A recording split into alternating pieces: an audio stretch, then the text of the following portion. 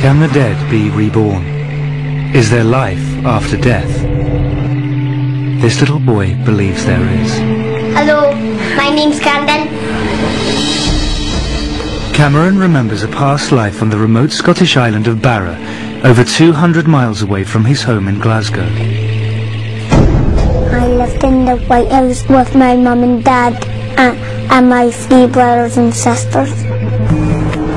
And he just talks about, I was in Barra and I fell through to you. And I'm saying, what do you mean? And he'll say, no, it was just like a hole and I fell through. Children from all over the world report memories of previous lives. It's a pretty interesting phenomenon. Together with psychiatrist Dr. Jim Tucker, Cameron and his mum are going on a search for evidence of his past life. Are there rational explanations for the remarkable coincidences which follow? Or are there stranger forces at work?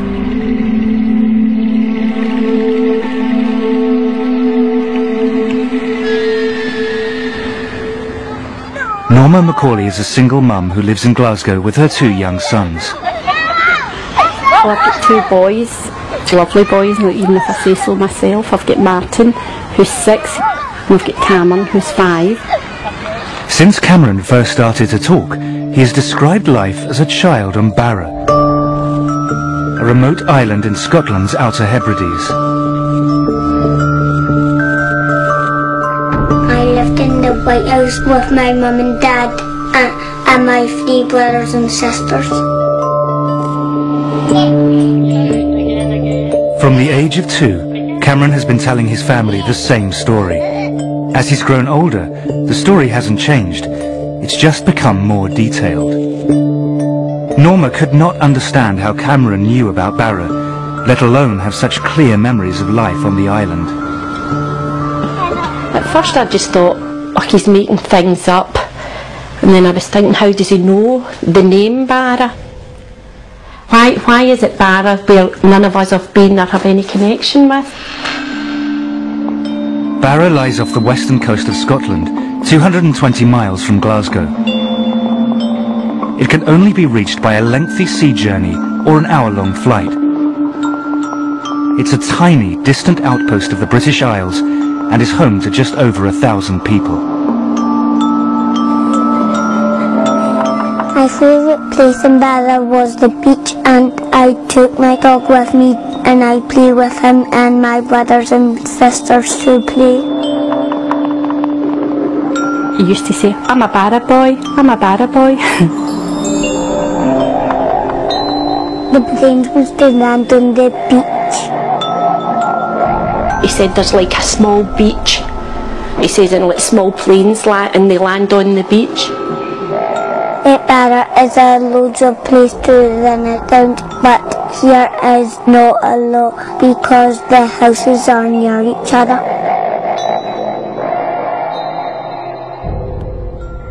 I did one time say one of these days we will go up and see Barra, and then it's like, well, I'll show you where my house is and I'll show you round. Will we see your Barra dad? No. Why not? Because he's dead. He's dead? He says, my real Barra dad didn't look left and right. My Barra dad got knocked down. Cameron even claims to know his Barra dad's name. Shane Robertson. Shane Robertson? Yes. So who was Shane Robertson again? A Barra dad. A Barra dad. Was that fast? Is that the one that got knocked down? Friends and family have also been drawn into Cameron's story. Next-door neighbour Diane Miller has known Cameron since he was born, and her son Aaron has grown up with him. Hello. When they were about 2 was when Cameron started to speak about his Barra family. And my brothers and sisters and my friends. Oh, you get friends in Barra too? My house in Barra and family in Barra, because Cameron was adamant he had this other family. What was his name? Shane Robertson. And he would tell you over and over again, so you know he wasn't just making it up there and then. And he got knocked over by a car. Cameron's uncle, Ian Watson, initially dismissed his nephew's stories as fantasy, but as time passed, they became harder to explain away. It's just the fact that he's just consistent in, you know, the things that he's saying and the story that he keeps coming up with, and over the 3 years he's never wavered from it. If you look at his face when he's telling you these things, he believes they're true. My dad and mum had long hair and she got cut short. He'll say, I was with my Barra mum before you had me, before I came to this family. And he just keeps saying to me, you'll really like her, you'll really like her, she's really nice. One time I said to him, joking, do you love me or your Barra mum? And he says, I love you both the same. I thought he would have said me, but he never. Cameron's growing emotional attachment to his Barra mum concerned Norma. He began to miss her so badly that he started to suffer genuine distress. One day when he was at the nursery, he got quite upset. He was saying rather than me picking him up that day, he wanted his Barra mum to come and get him. And the big tears were running down his face, and he just kept saying, I have to go to Barra, I have to go to Barra, my family are missing me. How do you deal with that? What do you do? What do you say to him?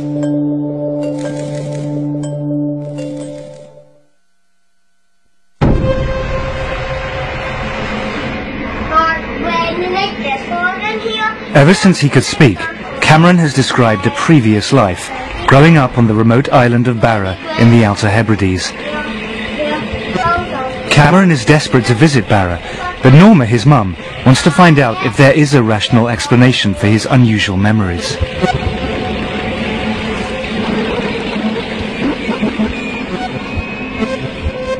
I think I'm a very open person, but this was still throwing me. I mean, I believe Cameron does know Barra. How he knows it, I don't know. I don't think anybody really has every answer. As I say, for somebody that is quite open, and it's thrown me. I'd just like to know, has he seen it on the television? Is there a house like he talks up there? Or just like to know what's behind it all. Norma's first stop in her search for answers is Dr. Chris French, a psychologist. He edits The Skeptic magazine, which debunks paranormal phenomena. The hope is that he may have a rational explanation. You can get situations where I would bet my bottom dollar that what we're dealing with are false memories. I mean, kids have fantastic imaginations, as I'm sure you're aware. Obviously, these days, you know, we've got lots of TV programs, lots of TV channels, we've got the internet. Is there any possibility, do you think, that he might have, say, seen something on TV at some point, some program that I'm not saying it's not possible, but I've never seen Barra on the television. I'm trying to think of times that Cameron would be watching programmes without me, or just like that sort of programme, but not to my knowledge. But I mean, it is possible that there was someone who told Cameron stories about life on the island of Barra and then moved away. Well, I know everybody kind of round about, and as I say, especially the fact that Martin and Cameron are so close in age, so why doesn't Martin know all this? Okay, I mean, it may be that... I'm just saying that. No, I take your point entirely. I take yours, but I'm just saying, from I'd be more than practically 100% say, but there's nobody been told about Barra. I've asked my family. None of us know even anybody. It comes from Barra, been to Barra. But it may not be coming from your family. You're either dealing with a situation where he has picked up the information through normal sources, or maybe, just maybe, you know, there's something kind of much more interesting and challenging going on here. Norma leaves Chris with more questions than answers. Could it be that Cameron's elaborate story is no more than a fantasy? Norma's next step is a visit to Karen Majors, an educational psychologist whose speciality is children and their fantasy lives. Pleased to meet you. And you. Cameron's mum. It's really interesting. Basically, how Cameron describes his world really seems to be quite different from how children with imaginary friends and imaginary worlds describe their experiences. He's saying it's real, and even very young children with imaginary friends will say they're only pretend, you know, or they'll call them my invisible friends. children who have imaginary creations feel in control of those imaginary creations. So, you know, they can determine what's going to happen in that world. It really feels like Cameron isn't able to direct what's going there at all. There is a consistent pattern, and Cameron's experiences don't really fit into that pattern, so I think it's about exploring other possible interpretations about how to understand Cameron's experience. Karen's conclusion reinforces Norma's belief that Cameron's descriptions of life on Barra are unusual. They set him apart from other children who construct imaginary worlds because he believes that they are real. But he is not alone. In the past 40 years, there have been reports of over 2,500 children who claim to have memories of another life. At the University of Virginia, a department has been set up to investigate these stories. Psychiatrist Dr. Jim Tucker is the director of research. So this is a worldwide phenomenon. It takes place in places and families with a belief in reincarnation and places and families without a belief in reincarnation. And in a number of the cases, the child's statements have been verified to be accurate. Many of these cases show a pattern of consistent and detailed information.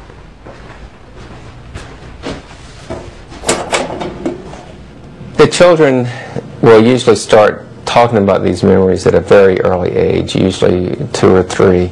Some of them talk about them matter-of-factly, but other children use great emotion in describing these things and will often long for the previous family. Jim records the child's memories and investigates whether there might be a connection to an actual person who has lived before. Many of the cases seem to defy simple, rational explanation. One of Dr. Tucker's most celebrated cases was a boy he investigated from the Midwest of America. This is a very interesting case of a boy who had memories of being his grandfather, and he said that God gives you a card to come back, and I guess this is a drawing of the card that he did. Gus Taylor is the child who drew that card. Since he was a toddler, he has believed that in a past life he was his own grandfather. Gus is now 10 years old. When he was about 1.5, I was changing his diaper on his changing table, and he all of a sudden just looked at me and said, "You know, when I was your age, I used to change your diaper." And I went, whoa, this is weird. Gus was named for his grandfather, and his full name is August. His grandfather had died the year before he was born, so he really didn't, he never got to know his grandfather. But he would insist that he was Grandpa Augie. If we were referring to Grandpa Augie, he would just say, "You mean me?" You know, he was just very adamant, like, we should know that he is Grandpa Augie. Where's me? There. Where's me again? See if you can find me somewhere else. Gus was 4 when Ron was given an old family album. To his parents' astonishment, Gus was able to point out his grandfather in an old school photograph. He also correctly identified this as the first car that his grandfather ever owned. He showed me a picture, and then I said, that was my first car. And then my dad was like, that's weird, because the car was Grandpa Augie's first car. So it was all scary. Kathy and Ron were intrigued by their son's ability to identify his grandfather in photos. But one day, Gus told them something that turned their intrigue to shock. Gus and I were chatting, and he started saying something about Grandpa Augie, which wasn't unusual. And I said to him, when you were Grandpa Augie, did you have any sisters or brothers? He said, well, I had a sister, but she died. And so that sort of caught my attention because, you know, we haven't had any deaths in the family. And he said, well, she died. And I just sort of looked at him, and he said, yeah, she turned to a fish. She died, some bad guys. I just was flabbergasted. I really was just I was speechless. because I just couldn't understand how he would know anything about that. Apparently what happened was his aunt was murdered, and her body was dumped into the San Francisco Bay. There was no way he could know anything about her circumstances and how she died, because it was never discussed, and was barely discussed with me, with him and my family. To hear my son, who didn't know my father, didn't know his aunt who was murdered, speak about this, and because that's when I just went, there's something going on here that I just don't understand. For many in the West, reincarnation is an alien idea. Chris French believes that it's simply a comforting illusion, which helps some people avoid the difficult realities of death. On the one hand, you've got science that says, once you die, that's it, that's the end, nothing else. On the other hand, you've got a belief system that says, you will survive, you will be reunited with your loved ones. In a sense, you do go on forever. You know, how much more appealing can you get? I mean, we all want that, we'd all want to believe that.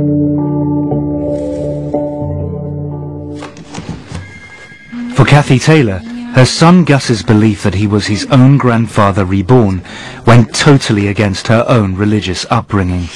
I grew up a Southern Baptist. My father's a Southern Baptist minister, and Southern Baptists certainly don't, teach anything about reincarnation. So that was not, that was furthest from my mind when Gus started saying these things. This one day he sort of popped up and looked at me and said, "You know, Mom, when we die, we get to come back." And he looked at me again and he said, "I used to be big and now I'm a kid again." And he was just very excited about this.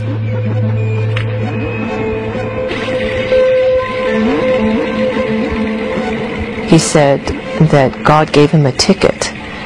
And, he also referred to a porthole, and that he came through a porthole, and that he used to be big and all of a sudden he's through this porthole and then he's a kid again.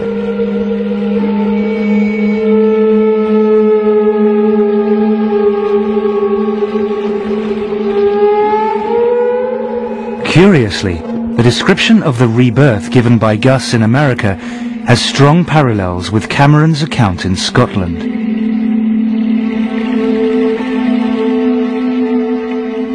He talks about falling through from Barra to here. I asked him, how did you get here? And he just talks about, I was in Barra and I fell through to you. And I'm saying, what do you mean? And he'll say, no, it was just like a hole and I fell through, and that's all he says.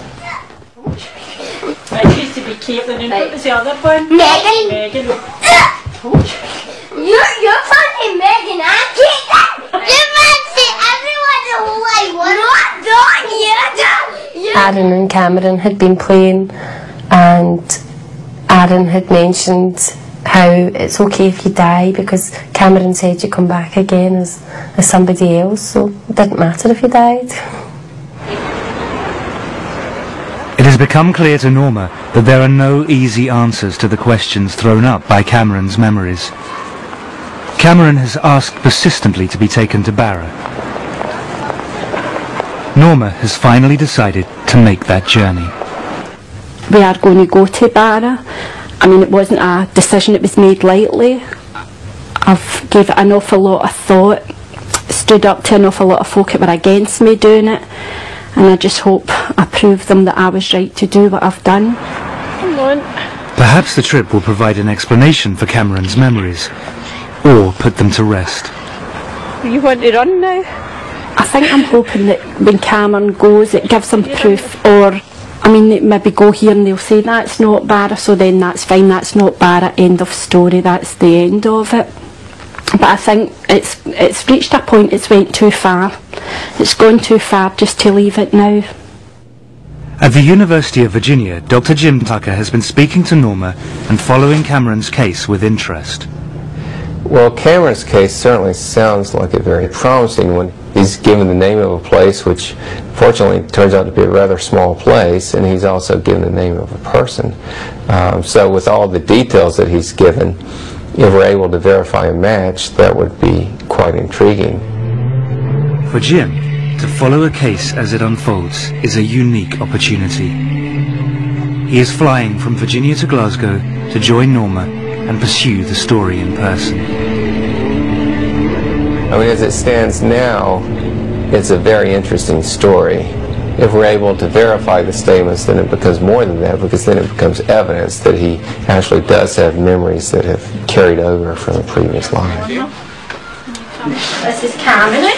Hi, Cameron. Cameron, you saying hello? Hello. I'm Dr. Tucker. How are you? This is Dr. Hi, Martin. Hello.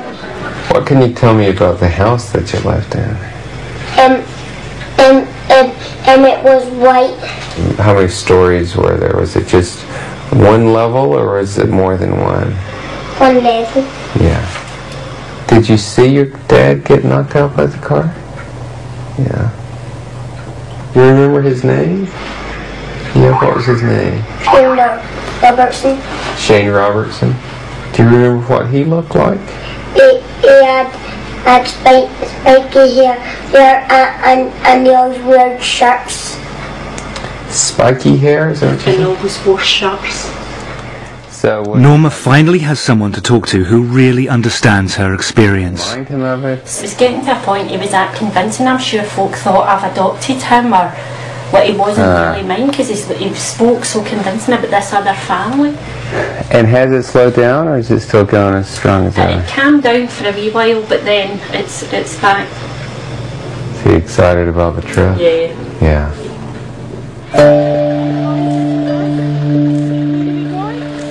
After 3 years of listening to Cameron's descriptions of life on a remote island, Norma and Martin are taking him on a journey of another lifetime. How's he going to react? What if he gets upset? What if we go and these things are there, how he's described? Cameron is finally going to visit the place that he calls home.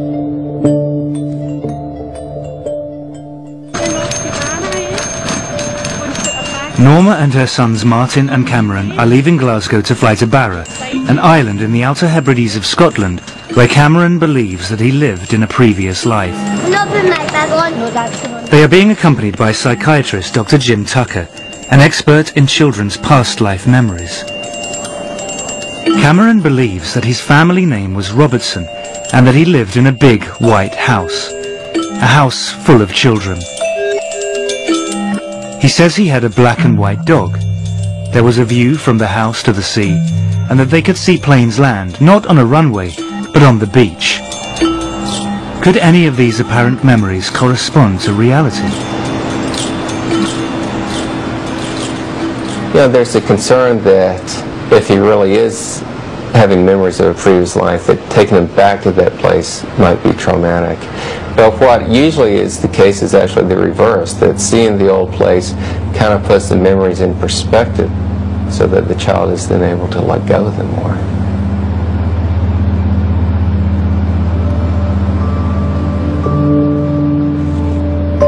The planes was to land on the beach.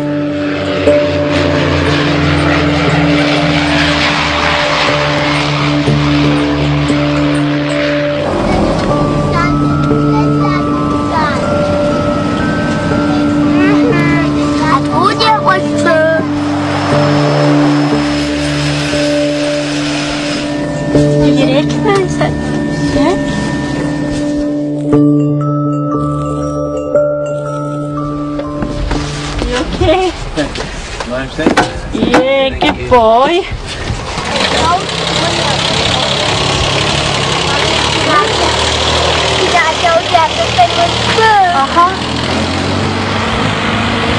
It's just after saying I told you it was all true.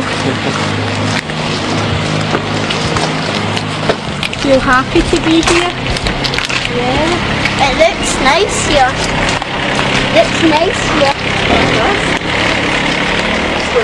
They go into the airport to collect their bags. over there. I know that. Quite faint, but that one's over there. He was saying he used to go over that bit over there, and when they used to see the rainbows, they used to try and jump up and get them. They're too high, aren't they? Well, we're certainly off to a good start. I mean, he feels that he recognizes the place. He said to his brother, I told you it was true, and he's very excited about being here. Mommy, I must have always come down to this bit, and I must have up to the beach. You'll be able to show me, won't you? It's very exciting. If we can verify his statements, it'll be a great case. Looks like a place that doesn't change too rapidly, so hopefully he'll be able to recognize some things. Feel happy to be back. Feel happy to be back, do you?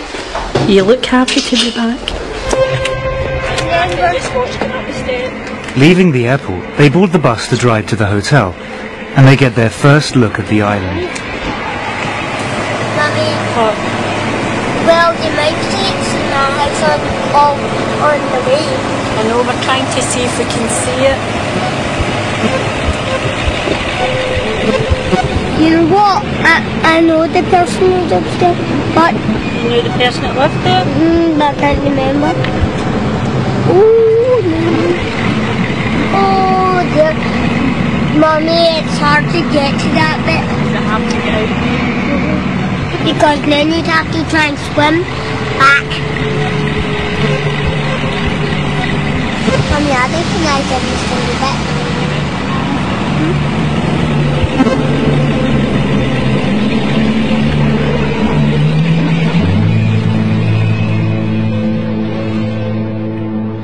Cameron, don't jump about the bed.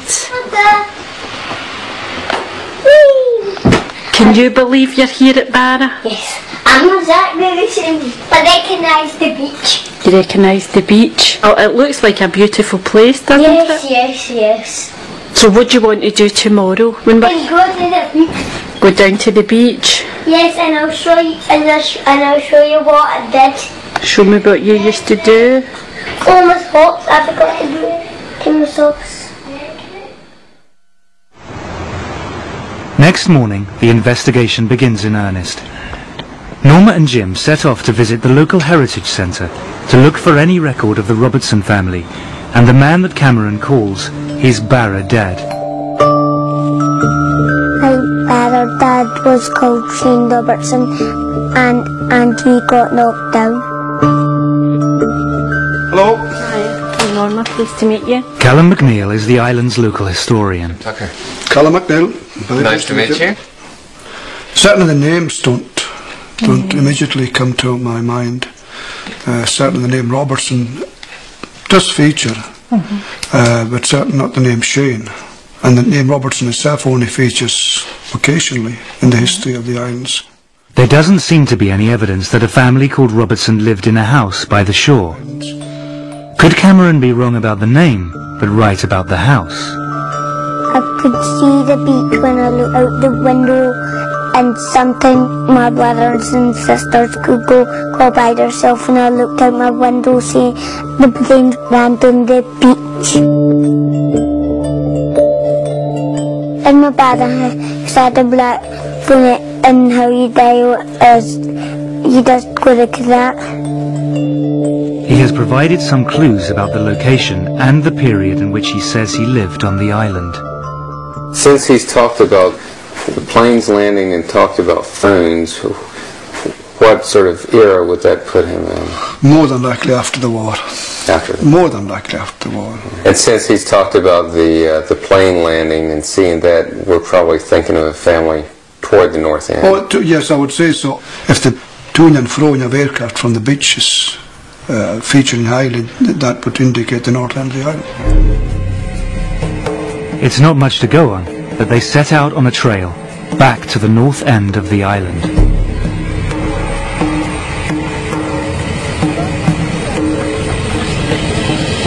I thought he was fine, but I don't know about him. I was starting to feel anxious and saying, well, I hope he does recognise something for his sake and probably for my own, because I'm desperately looking for answers as well. Well, I think it's disappointing if a child goes to a place and doesn't recognize things. Often what happens is that by the time the child gets taken to the previous place, they're beginning to lose the memories anyway. Children seem to lose these memories by the age of 6 or 7. And this is the age where children are starting school and getting more fully wrapped up in this life. They have driven past many of the houses on the island, most of them white, some near the sea. But Cameron recognizes none of them. Sometimes I say I wish I could get in his head just for 5 minutes to see what it feels like to him. Because obviously to him it's real. My dad and mum had long hair and she got cut short.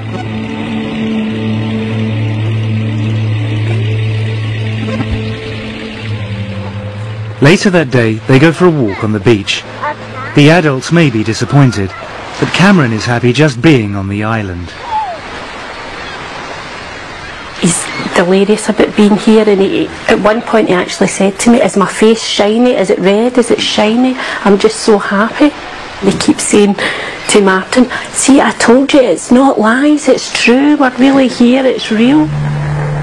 Apart from the planes that land on the beach, there has been no other link between Cameron's memory and the island. I actually spoke to him this morning and saying to him that if he doesn't remember things, it's okay to say he doesn't remember, because I'm worried that he feels pressured into saying things when he's saying no. There is no white house above rock pools with a view of the beach where the planes land. No black and white dog. No family Robertson. They return to the hotel. The trail has gone cold.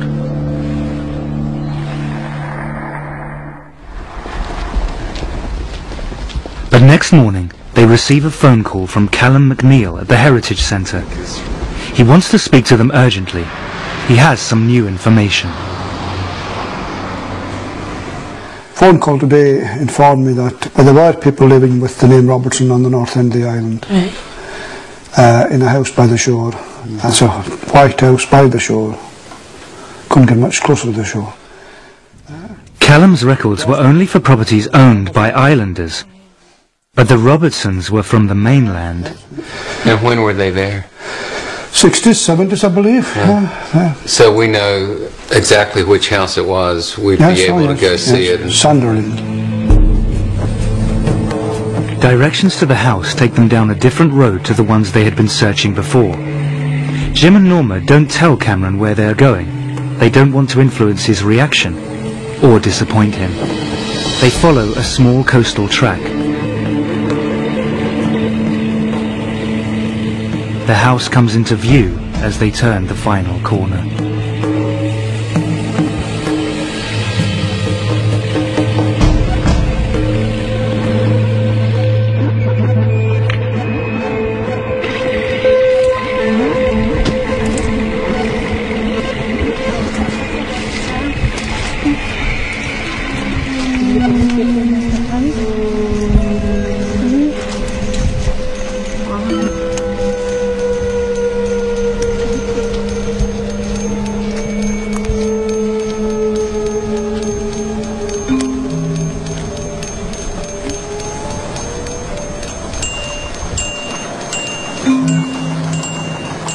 What's wrong?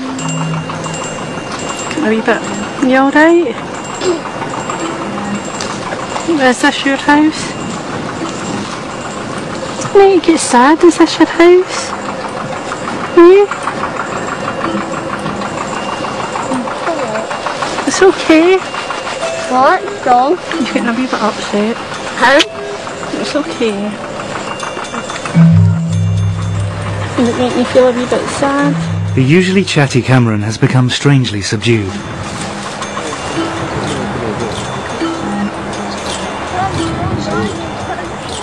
Just below the house, there are rock pools, and there is a gate to the beach. There's a gate round there. They said that was the secret way. They called it the secret way onto the house.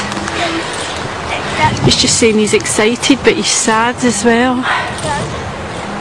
I think he's surprised and he's not sure how he's feeling. I'm not sure how I'm feeling either, to be honest.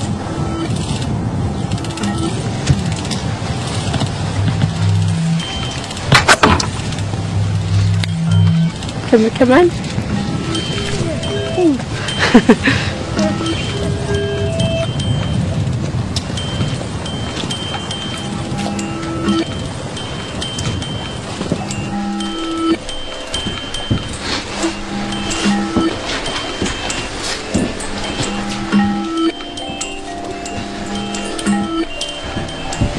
We've got a fire like that, haven't we?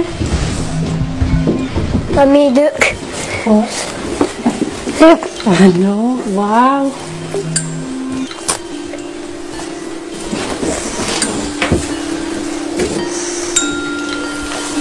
You okay?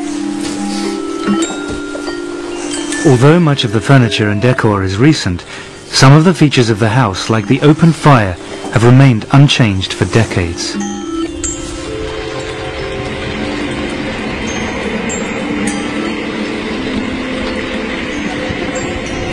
I could see the beach when I looked out the window, and sometimes my brothers and sisters could go by themselves, and I looked out my window and I saw them playing.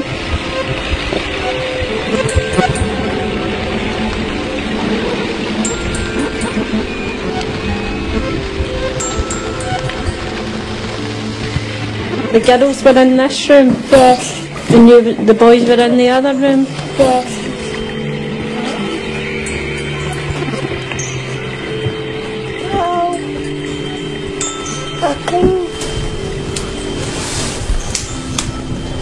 Was it the same stuff?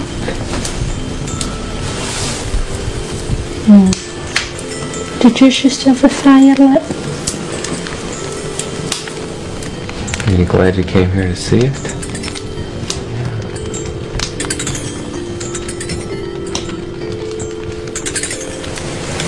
Did you think that Bara Mum was going to still be here? Eh? No.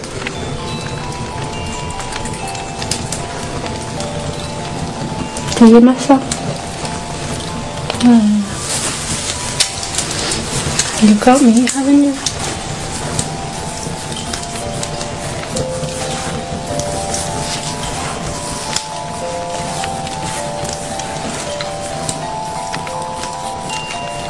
You about ready to go back home now? Yeah, get on the plane and fly home.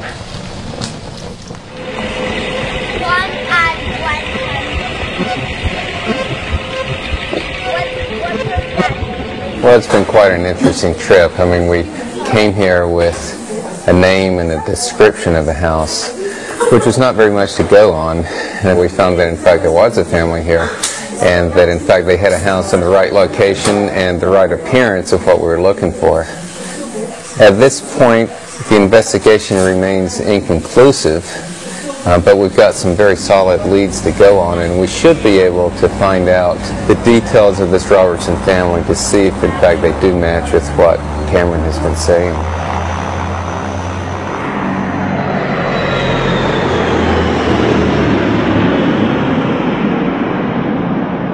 Back in Glasgow, Norma has arranged a meeting with Ruth Borum, a genealogist who has investigated the Robertson family history for her. She has found that the Robertsons came from Glasgow and that they owned the house on Barra for more than 20 years. She has traced a Gilly Robertson, who still lives in Scotland. But you don't know when and you don't know the surname. And I've been able to find a phone number and an address for Gillian and her husband. Gilly Robertson would have been a child holidaying in the house on Barra at the same time as Cameron believes that he lived there. I can pass that on to you, and just so would we be allowed to contact her? Her address and phone number is in the BT phone book, so it's public knowledge. So that would certainly be a possibility. And she fits with the right sort of age. Yes, she had two brothers and a daughter. Wow. Norma now has a name and telephone number for a living member of the Robertson family. The search for answers is nearing its conclusion.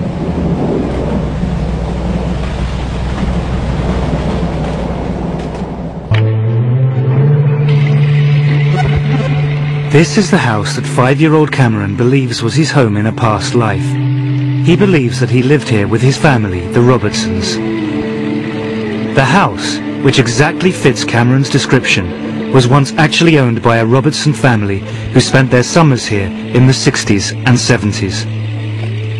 Cameron's mum, Norma, has traced Jilly, one of the Robertsons, and arranged to visit her. But now, back in Glasgow, Cameron's reaction to the news comes as a shock. Last night was just an outburst. 1 minute we're laughing and joking, everything was fine, and then it was just, like, there was tears, and then saying he was frightened, and then the next thing him and Martin were fighting. It got a wee bit out of hand. It was like somebody had flicked a switch. He went from happy to, and it was, I'm scared, I don't want to go, Mum. But this morning he came in quite wide awake and started asking me about Jilly Robertson. And at one point I thought it was quite strange. He actually says, could Jilly be my sister if she was a wee girl at the house? And it's kind of, I think we've all been thrown a bit. Now he's asking, can he go? He wants to go and meet her. Hello. Hi there. Pleased to meet you, I'm Norma. Hello, Julie. Very nice to meet you. This is Cameron. Martin, come on. This is Cameron's big brother, Martin. He's finding somebody that's possibly his sister. Is he thinking, oh, maybe I'll need to go back to that family? Because in Cameron's mind, the Robertsons were his Barra family. And I think that's what's frightened him. I mean, it's quite frightening. This is the house here, and down below the house, a lovely beach. Was that what it was like when you were in Barra? Yeah. But could you recognise it quite well when you went to see it? Although he was saying it had changed. Yes, you see, I think it has changed. I think the person who's bought it now has modernised it. Yeah. I played in the beach and took my dog and played fetch with my dog at the beach. Could I ask you, when you went to Barra, did you have a dog? Was there a dog there? Well, certainly Callum and Peggy, who lived in the house, they had a dog, a sheepdog. The black and white dog is just as Cameron remembers. But what about the name of his Barra father, Shane Robertson? Yeah. Well, certainly there aren't any Shanes in our family. There were, one of my uncles was called James. Now, Seamus, James, you know, that's quite a common connection. One of my cousins is also called James, but certainly not a Shane. Was the car accident on Barra? This is what we don't know. He doesn't seem to be able to tell you. I don't know of anyone in our family who died in a car accident. That's how I was curious as well, if maybe even there had been a child in the family had passed away. Or... No, certainly there were no deaths of children in that close family. So while many parts of Cameron's memory fit with extraordinary precision, others do not. The family name matches, so do the physical details of the house, the island and the dog. But the name and death of the father figure do not.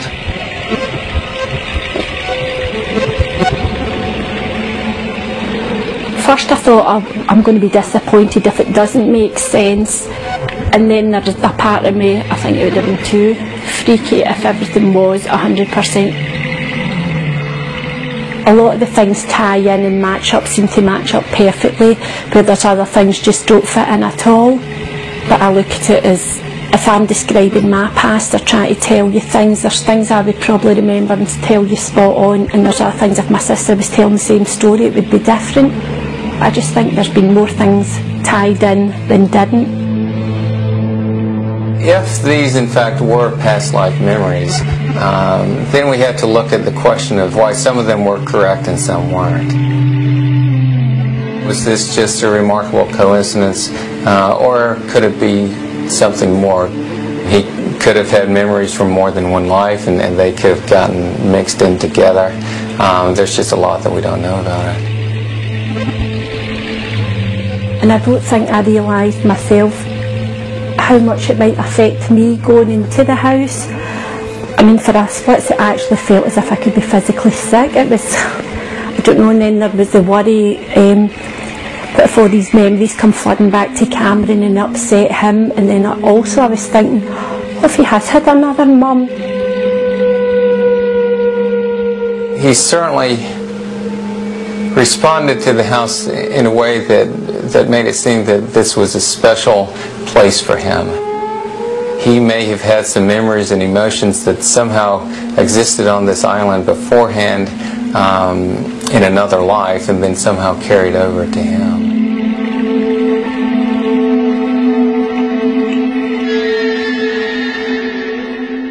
I personally think there's more to it than meets the eye, but there is some people, and everybody's allowed to make their own judgment, but I definitely think it's one of those things, there's something there. I can't tell you what exactly it is, but I think it's something we'll probably never know. In the end, there are no tidy answers. But one thing is clear: the persistent memories that Cameron once had of another life on a far-off island trouble him no longer. I think that since Cameron's been to Barnet and the fact that we've seen it for ourselves, it's as if it's put it to rest in his mind that he doesn't have to go on and prove it anymore. And he just seems so calm about it. Before it was, everything was hyper and jumping about, and where it's like, yes, I was at Barnet, I seen my house. It's just so calm now, it's quite unbelievable the change.